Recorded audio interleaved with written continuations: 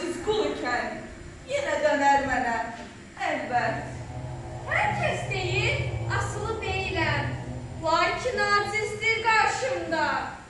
Qəlbində gizli bəssər mənə səssiz bir ədavət. Bir bildirişdə artıq əsirsən. Bax, ey sərsəm insan, pəncəndə dəmadəm əzilib qıvrılacaqsın.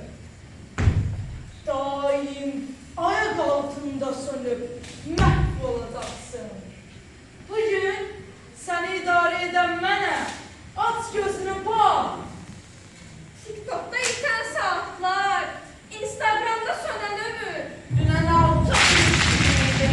Bugün like səni süründürür. Dünən oyun həyat idi. Gülür, sevin, saf nəfəs. Bugün oyun səni udmuş. Ruhun ıslar, qəlbin qəfəs. Dünen taht uğrunda savaşırdın. Bugün trend uğrunda katılsan. Saatlar keçir, sən isə yaşamırsan.